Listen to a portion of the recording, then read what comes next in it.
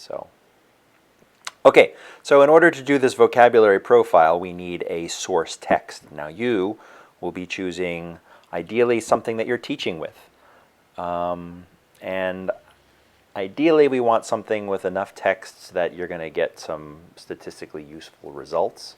I say shoot for 1,000 words at the very least. You can certainly do more. And ideally on something, well, any topic will do, I suppose. Anyway, just to see the actual vocabulary profiler in action, let's take a look at this particular article here. And what we're going to do is we're going to just select a whole bunch of text. We're going to copy it. And I am going to go to this website here, lextutor.ca. This is just the entrance to the website. However, we'll be going to a specific area in a little bit. One thing I want to point out while we're on this splash page, first of all, is that it's a bunch of academics who are linguists that are dealing with this. And so let's just say that the interface is not exactly harmonious. But you can see that there's some resources for teachers and researchers and learners. And they're really working in the genre of corpus linguistics. So one of the things you should do in your research and understanding vocabulary lists and how they are relevant to you as an ESL teacher is to go to Research Base right here. And look, you've got a great big article which is extremely useful, written by Tom Cobb, who's an extremely nice man who came and did a lecture for us not long ago. But it'll help you understand the problem. And of course there are some other articles floating out there. You also are interested in these authors, Nation and Miara. These people will give you some insight in vocabulary. Okay. So there we are. Anyway, that's the research base, and take some time to read through this. Don't be daunted by the numbers. So we are going to go into vocab profile. And there are a number of different profilers that are available. We want to do the complete. Okay. You can do the classic, which is a much narrower scope, but we might as well go straight into the big one because it really breaks down the vocabulary into a much broader set of vocabulary levels. There's some instructions here. Take some time to read them. You'll also notice that the website here is called lextutor.ca VP comp. Okay. Paste your text into it. Give it a name if you want, especially if you're doing multiple analyses. You need to be able to have the output indicated in a particular file name. So, anywhoots, press Submit Window. Then what you get is a statistical output, okay, which you can take time learning. K1 means the 1,000 most frequent words in the English language. K2 is the 1,000 to 2,000 most frequent words, then 2,000 to 3,000 most frequent words, and then 4,000, 5,000, 6,000, all the way up. Okay, and then if some words don't happen to be on any of the frequency lists, even the 25,000 most frequent words, it's considered off list, and usually what you find there are proper names like Bob and Obama and that kind of thing. You'll recall in class that we talked about token and type frequency. Well, this concept appears here again, and if you have a bit of difficulty getting your head around it, don't worry, because depending upon the context it's used in, it varies slightly in meaning. But anyway, what we find in the statistical output is We have the K1000, as I've just said, 1,000 most frequent words. And apparently, there are 88 different families. Okay, well, a word family is words like approach, approaching, approached, okay, where the root is the same, but the morphology happens to change. Okay, but they're all grouped under one family. All right, and then the type is going to actually count the difference between approach and approaching, and saying, even though they're the same family, approach is one type and approaching is another type. And then when we get to tokens, it's the total number of instances. So if there's one approach, one approaching, and one approached, that's 3 different tokens, 3 different types, all in the same family. All right? And then we can make the same claim for the 1,000 to 2,000 most frequent words in the English language. There are 20 different families, and there's 20 different types and 23 different tokens. When you scroll down, you will see the original text here on the right that's been color-coded, okay, to match the colors up here to give you an indication. All right. There's also a repeat of the statistical information. What you will also see is then it breaks it down into lists, and it's going to say these are the 1,000 most frequent. All right, and it's broken by types. So is one lexical type. Actress is another lexical type. Aged is another lexical type. All right, and when you add up type, type, type, type, type, all of these down to the bottom, in theory, should add up to 100. Okay, and when you add up the fact that the word appeared 7 times and actress appeared once, that's a total of 8 lexical items. All right, and then when you take all of these totals added up, then you should add up to 225. Okay. Now, of course, the most frequent words in the English language are going to be very frequent, as Keith Folsey said. And there's also a possibility that frequent words, frequent forms, will have different meanings. So if a single form has more than one meaning, then it's likely to appear more than once. Okay? And we find actually that the most frequent words in English tend to have multiple meanings. Okay, anyway, what you do is you see this diminishing return as it works down the list. We have a highly frequent words here, and then there are less of the K2 types, all right, and then even less of the K3.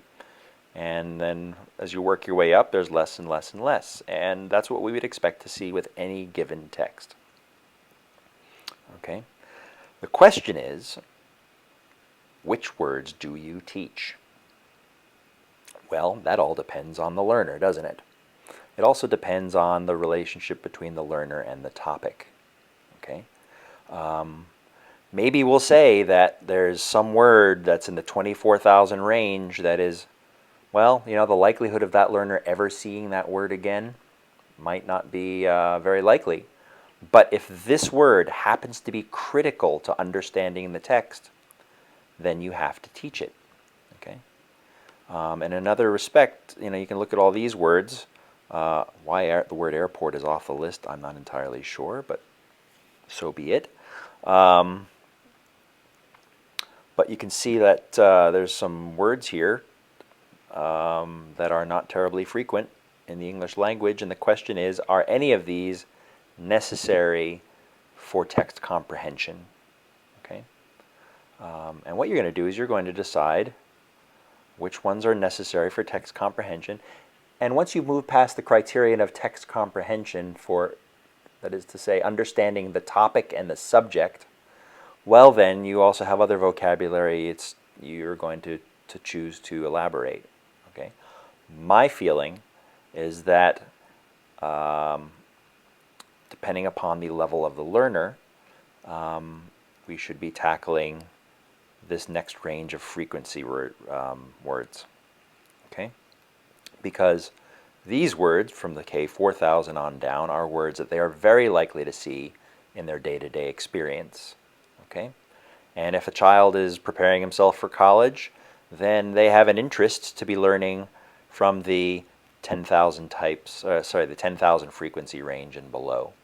So, in making a determination of which words to choose for which learner, you need to make an assessment of not only dependency on or necessity for the topic, but also a judgment about the current level of the learner, what they would need to know next. That is to say, what is it they already know and what is it they don't know that is within their range of learning.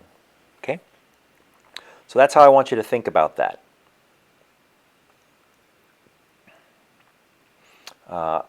I will do another video shortly on word statistics, readability statistics, and you'll see how to implement that. One thing to keep in mind as we question things like why is playground off the list and airport off the list, you have to consider the way that the database against which our text is being compared has been created. That is to say, what is the source of texts that that the database has compiled? Has it only been radio interviews? Has it been radio interviews and magazine articles, newspaper articles? Has it only been 16th century literature? You can create a corpus, a reference corpus, based on any body of text. And so consequently, the word airport is not going to be found in a corpus that has been built off of Shakespearean English. Now, this is not to say that the current corpus is built off of Shakespearean English. It's actually built off of a range of things. But what happens is that range, therefore, makes words like airport relatively infrequent in comparison to perhaps a corpus of our everyday usage. Another way you can do this is to go back. Let's see where to go. We can select this text again.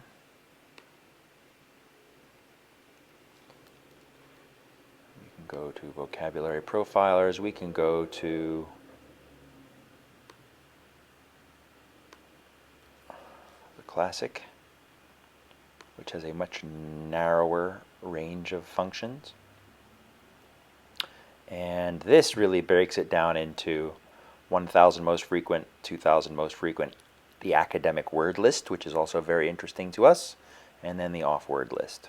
Once again, airports is, for some reason, in the off-word list. Okay.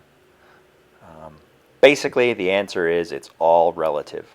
And this is one of these reasons why you can't just take some computer printout as an absolute guide to your teaching. You have to be judicious about it. Your world common sense knows that the word airport is an important word, and it might even be particularly important to this article, which is indeed about airports. Therefore, regardless of its frequency in the corpus,